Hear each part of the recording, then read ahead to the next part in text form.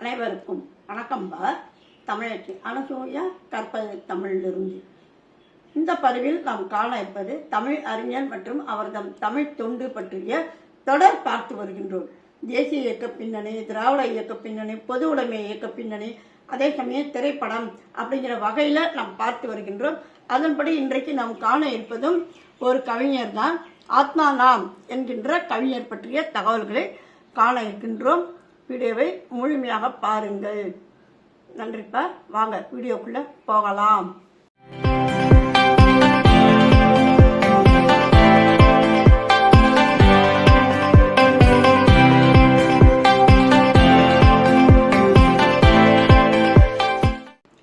கவிஞர் ஆத்மா நாம்.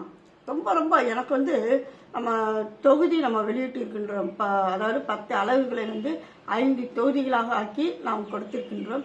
அதை பார்த்தீங்கன்னா கவிஞர்கள் பற்றி ஒவ்வொரு கவிஞர்களை பற்றி ஒவ்வொரு ஆளுமைகள், நாடகத்துறையாகட்டும், மொழிபெயர்ப்பு துறையாகட்டும், இலக்கணத்துறை, அப்படி ஒவ்வொரு துறையிலும் பார்த்தீங்கன்னா ஆளுமைகளை பற்றிய தகவல்கள்லாம் சேகரிக்கும் பொழுது ஒவ்வொரு இதுக்கும் பார்த்தீங்கன்னா ஆச்சரியமான தகவல்கள், அதே சமயம் அடடா இப்படியா அப்படிங்கிற ஒரு பரிதாப உணர்ச்சி எழும்பிய தகவல்கள், இந்த மாதிரி நிறைய அதாவது உணர்வுகள் நமக்கு கிடைத்தனப்ப.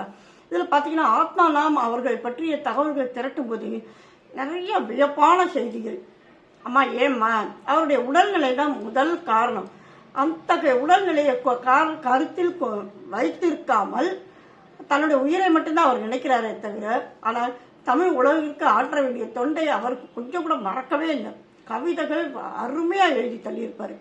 அதில் சில கவிதைகள் நான் உங்களுக்கு சான்றுகள் கொடுத்துருக்கின்றேன். அவர் பார்த்தா தெரியும் அவருடைய உடல்நிலைக்கு என்னங்கம்மா. அதாவது அவருடைய உடல்நிலை பார்த்தீங்கன்னாக்கோ மிக குறைவான அளவு தான் வாழக்கூடிய ஒரு நிலைமை. பிறருடைய உதவியின்றி இருக்க முடியாது, அந்த மாதிரியான உடல்நிலை. இதனால் அவர் தற்கொலைக்கெல்லாம் முயன்று இருக்கின்றார். 2 முறை அவர் முயன்று இருக்கின்றார். அவருடைய அண்ணன் தான் ஒவ்வொரு முறையும் அவரை காப்பாற்றி, அதே சமயம் அவரை கடைசி வரைக்கும் அவர் வைத்து காப்பாற்றினார்.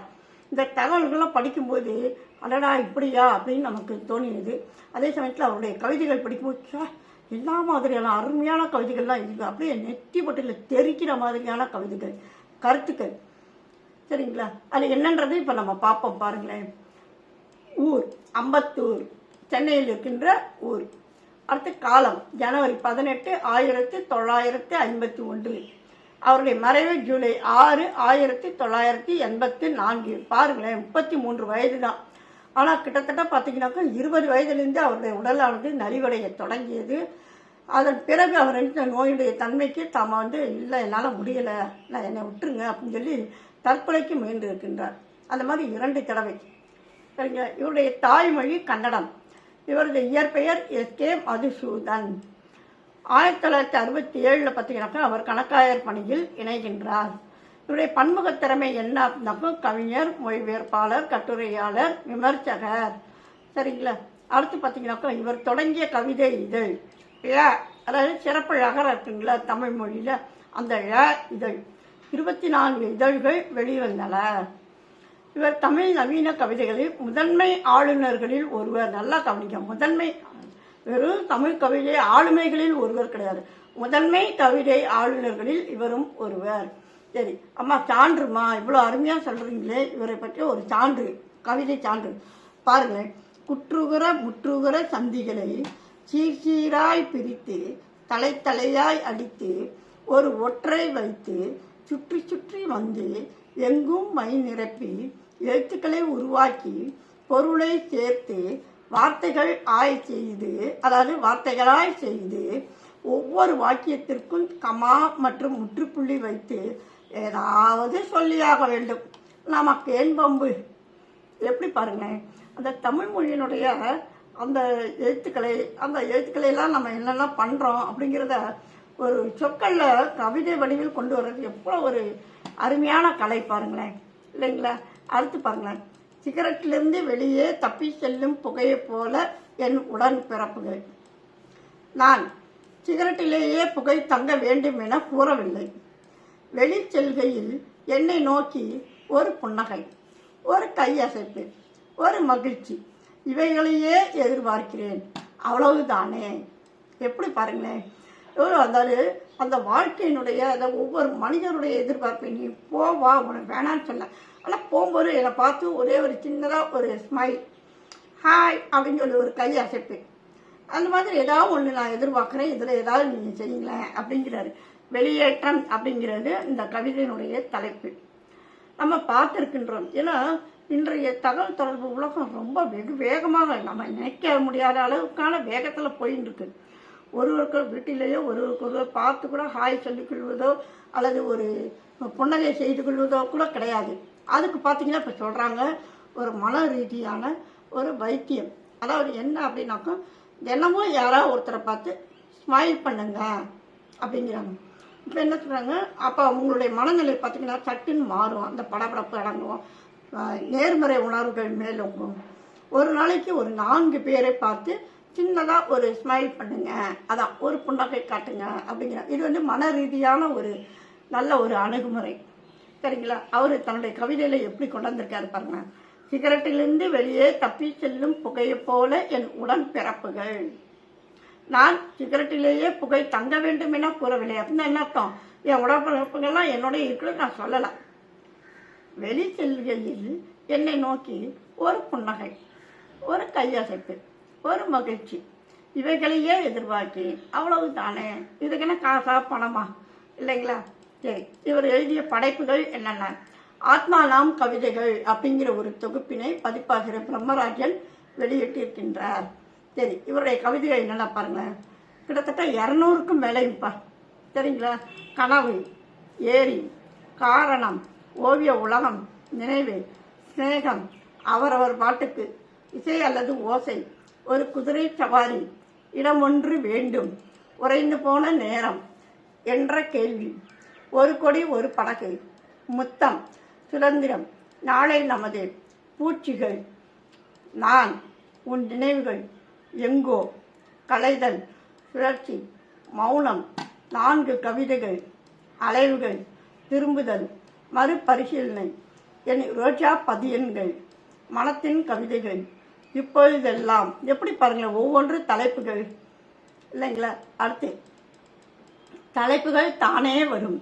தும்பி, இல்லாத தலைப்பு, நிகழா நிகழ்வு, ஒரு கற்பனை கவிதை, மண்புழுக்கள், வேலி, குளிர் கண்ணாடிகள், கண்டிப்பாக, காசி வேதம், காக வேதம், பதில், தான், மகாஜனம், மேகம், ஸ்திதி, சூழல், 3 கவிதைகள், சாலை, மழை, அளவு, ஏதாவது செய், காட்சி, நான், பிச்சை, பூஜை, இயக்கம், இரவில் பேய்கள், காலை நான், எழுதுங்கள், அவள், அவசரம், டெலக்ஸ், எழுப்பப்பட்ட சத்தம், வெளிநாட்டு மனிதர்கள், இதோ ஒரு கவிதை, எட்டி நடக்கும் கைகள், கேள்விக்குறி, அமைதி அமைதி, சாதனை, உண்மை, புறநகர், 2083 ஆகஸ்ட் 11, பேச்சு, அன்பு, ஒரு நகர்வு, சாளரம், அந்த புளிய மரத்தை, அமைதி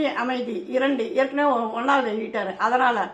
அடுத்து விடு, காலம் கடந்த, இன்னும், மறுபடி, நீரும் நிலமும், காலம், முடிவு, கவிதை, சுற்றி, எண்ணறை, ஒரு புளிய மரம், தோற்றம், ஒன்றுமில்லை, மேலும் ஒரு நாள், செடி, நிஜம், அழைப்பு, கேள்வி, வேலை பழக்கம், நன்றி, நவிழல், இவள், ஐயோ, தரிசனம், நாளை நமக்கும், கட்டை, புத்தம் புதிய, மறுபக்கம். இந்த மாதிரியான கவிதைகள் எல்லாமும் அவர் எழுதியிருக்கின்றார்ப்பா. அதே சமயத்தில் என்ன இருக்கு? உலக மகா யுத்தம், இயக்கம் 1, ஒரு நிஜ கதை, ஆரம்பம், போயா போ, வெளியேற்றம், இப்போ நம்ம பார்த்தோம்ல அந்த கவிதை, ஒரு கவிதை, இயக்கவிதி, விடுதலை, நான் வீரகேசரி, 2 கவிதைகள், இந்த நகரத்தை எரிப்பது, செடியுடன் ஒரு உரையாடல், நீங்களும் நாங்களும், நீங்களும் அவர்களும், சும்மாவுக்காக ஒரு கவிதை, உன்னுள் நிறையும் உலகம், வீழ்ச்சி நிலை 1, சில எதிர்கால நிஜங்கள், அமைதி படுகையில், காகிதத்தில் ஒரு கோடு, புதுக்குரலில் அற்புத பால், கவிதை தலைப்பிடப்படாதது, குட்டி இளவரசிக்கு ஒரு கடிதம், செய் அல்லது செத்துமடி, குட்டி இளவரசி வந்து விட்டாள், ஒரு கவிதை எனும் ஒரு கவிதை. என்றொரு அமைப்பு. திருச்சி. தலைப்பு: அசரிக்காய் தெருவிளக்குகள். முடிவில் விடியலில் ஒரு கவிதை.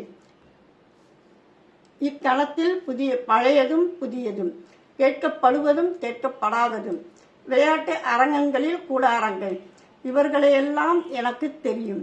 செய்திகள் வாசிப்பது கமலா பத்மநாபன். வகுப்புக்கு வரும் எலும்புக்கூடு. இது பார்த்தீங்கன்னா 2ஆம் பதிப்பு வெளிவந்திருக்கின்றது. அடுத்ததாக இவர் எழுதிய மொழிபெயர்ப்பு கவிதைகள். சுந்தர் கிராஸ் நம்ம பார்த்தோம் இல்லையா, இவருடைய தாய்மொழி கன்னடம்னு சொல்லி பார்த்தோம். இப்போ சுந்தர் கிராஸினுடைய ஒவ்வொரு இதுவும் பாருங்க. சுந்தர் கிராஸ் சந்தோஷம், உருமாற்றம், விற்பனை. நசீம் ஹிக்மத்தோடது ஞாயிறு. நதன் ஷக் ராட்சசன், ரஃபேல் ரெட், டேட்யூஸ் ரோஸ்விக்ஸ். அதாவது அந்த கவிதைகளை எல்லாம் சமூக ஆய்வாளருக்கான போதனை. கவிதை ஒன்றின் விரிவுரை. நாராயண ரெட்டியல். எவரின் கையெழுத்துக்கள் இவை. அடுத்து பெர்டோல் பிரக்டோடது பின் அவன் ஒப்பீடு செய்யவில்லை. சரிங்களா? அதே சமயம் ஆந்திராஸ் மெசி கோஷங்கள். WBH. நம்ம ஈட்சியும் படிச்சிருக்கோம், அவர் ஏட்சியும் கொடுத்துருக்காங்க. படிப்பாளிகள். நாராயண ரெட்டி பார்த்தீங்கன்னாக்கா 4 மிருகங்கள். ஏற்கனவே எவரின் கையெழுத்துக்கள் இவைன்னு ஒன்று மொழிபெயர்ப்பு. அடுத்து 2வது மொழிபெயர்ப்பு இது.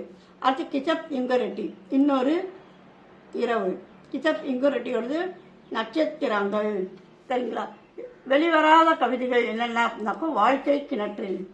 கட்டுரைகள் குரு மற்றும் ஒரு தேதி.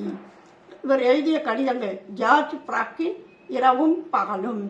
அடுத்து விவரணைகள் அப்படின்னாக்கா ஒன்று வாதங்கள்னு சொல்லலாம். இங்கே நேர்காணல் அப்படிங்கிறாங்க. கவிதை எனும் வார்த்தை கூட்டம் பற்றி. ஆத்மா நாமை பற்றியும் கவிதையை பற்றியும் கூட ஒரு நேர்காணலும் விவரணைகளும் நடந்திருக்கின்றன. சரிங்களா? அதே சமயம் இவர் மதிப்புரைகள் எழுதியிருக்கின்றார். இப்போ மதிப்புரைகள் அப்படின்னாக்கும் ஒரு நூலை பற்றி படித்து அதனுடைய நல்ல கருத்துக்களையும் அந்த இடங்கள்லாம் ரொம்ப படிக்க சுவையாக இருந்தன, ஆச்சரியமாக இருந்தன, மாணவர்களுக்கு அல்லது சமுதாயம் அப்படிங்கிற நோக்கில் பார்க்கும்பொழுது மக்களுக்கு பயனுடையதாக இருக்கின்றன அப்படிங்கிற கருத்துக்களை எல்லாம் சொல்வது. வெறும் நல்ல கருத்துக்கள் மட்டும் சொன்னால் என்ன செய்வாங்க, இது வெறும் புகழ்ச்சியாக இருக்குது அப்படிமா. அப்போ வேறு ஏதேனும் எதிர்மறை கருத்துக்கள் இருக்கின்றனவா என்பதை பற்றியும் கூறுவது தான் மதிப்புரைகள் அப்படின்னு சொல்லுவாங்க. இப்போ எப்படி ஒரு திரைப்படம் என்று எடுத்துக்கொண்டோம்னா அந்த திரைப்படத்தினுடைய கரு என்ன, அதில் என்னென்ன எப்படியெல்லாம் இருந்தது எப்படின்னு சொல்லி நம்ம எப்படி ஆய்வு செய்கிறோமோ அந்த மாதிரி அமைவது தான் நூலை பொறுத்த வரைக்கும் மதிப்புரைகள்னு சொல்லுவாங்க. அந்த மாதிரி அவர் செய்திருக்கின்றார். 2 சிகரங்களின் கீழ் ஒரு நேர்கோணம். அறியாத முகங்கள், அதாவது விமலாதித்த மாமல்லனுடைய சிறுகதைகளை அவர் மதிப்புரை செய்து அறியாத முகங்கள் அப்படிங்கிறது. சரிங்களாப்பா? இப்போ பார்த்தீங்கன்னா தம் வாழ்ந்த காலம் சிறிதளவே ஆனாலும் எவ்வளவு கவிதைகள் எழுதியிருக்கிறார் பாருங்க. தம்முடைய உடல்நிலையை ஒரு காரணம் என்று காட்டாமல் அதனையும் மீறியதாக தன்னுடைய மனநிலையும் ஒரு எதிர்மறை முடிவை தேடினாலும் ஆனால் அவருடைய கவிதைகள் பாருங்கள், வார்த்தைகள்லாம் எவ்வளோ அழகாக கொடுத்துருக்காரு பாருங்களேன். இல்லைங்களா? அப்படிப்பட்ட ஒரு அருமையான கவிஞர் ஆத்மாராம் அவர்களை பற்றி இந்த பதிவில் நாம் பார்த்தோம்பா. இந்த மாதிரி இன்னும் நிறைய நம்ம தமிழ் ஆளுமைகள்லாம் பார்த்துருக்கின்றோம். ஒவ்வொரு துறை சார்ந்த ஆளுமைகள். அந்த பதிவுகளை எல்லாம் இணைக்கிறேன்ப்பா, இணைத்து படியுங்கள். சரிங்களாப்பா? மீண்டும் ஒரு புதிய பதிவில் சந்திப்போம். நன்றி, வணக்கம்.